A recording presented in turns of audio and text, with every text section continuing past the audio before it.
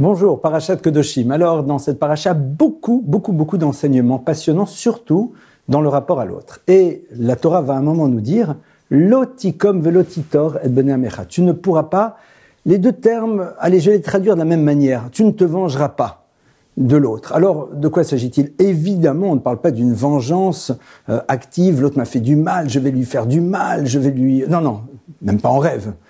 Lotikom velotitor, disent nos maîtres, eh bien c'est, allez, vous avez été chez quelqu'un, vous lui avez demandé un service, il a refusé de vous le rendre. Eh bien maintenant, il va vous demander à son tour parfois un service. Eh bien, il ne me l'a pas rendu, je ne vais pas le faire. La Torah te dit non. Ou alors, autre cas, l'autre, je lui ai demandé quelque chose, il n'a pas voulu me le prêter. Il me demande à son tour quelque chose et je lui dis, eh bien moi, tu vois, je te le prête. Non pas comme tu l'as fait toi. Interdiction aussi. Qu'est-ce qu'on nous demande de faire ici? Au fond, si on réfléchit, les choses sont un peu plus vastes que cela. Lorsque on se retrouve confronté à quelqu'un qui dysfonctionne par rapport à nous, est-ce que vous imaginez que Dieu n'est pas présent dans cette histoire? Évidemment que oui. Personne ne peut nous faire du mal si Dieu ne lui en laisse pas la liberté ou la possibilité. Alors évidemment, ça pose des questions beaucoup plus vastes, et j'en suis bien conscient.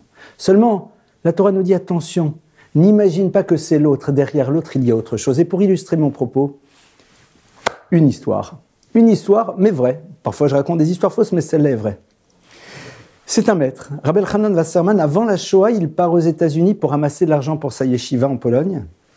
Et il arrive dans une synagogue, il a une idée géniale, il dit, écoutez, sachez que lorsque vous donnez, allez, je dis une somme, on va dire $5, ce qui était une somme importante pour l'époque, eh bien, on permet à la yeshiva entière de vivre pendant une semaine. Vous imaginez un petit peu.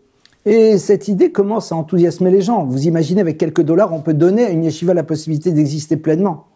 Ce qui se passe, c'est que derrière, le rabbin va faire un discours, et dans son discours, il va dire, vous savez, même si vous ne donnez qu'un quart de dollar, eh bien, c'est déjà génial. Et la collecte, eh bien, n'aboutit pas, comme on aurait pu l'espérer. Alors le rabbin se sent quand même un peu gêné, va voir le maître et lui dit, je suis désolé, je pense que j'ai fait une erreur.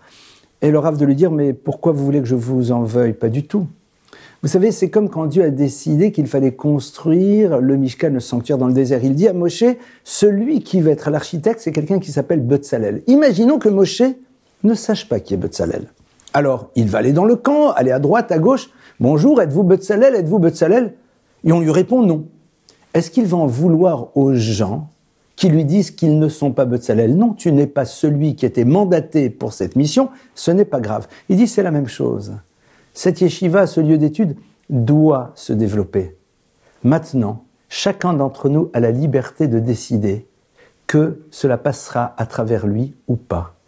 Vous avez décidé que ça ne passerait pas à travers vous, ça passera à travers quelqu'un d'autre. Eh bien, ce lotikom velotitor, ne pas se venger, c'est se dire mais au fond, si l'autre à un moment m'a refusé quelque chose, c'est qu'il doit sans doute y avoir une raison que j'ignore, que je vais découvrir. Mais de mon côté, évidemment, je me dois de répondre positivement à sa demande. Facile à dire, plus complexe à mettre en place dans le monde du réel, eh bien c'est peut-être ça justement l'enjeu de cet enseignement. Shabbat Shalom.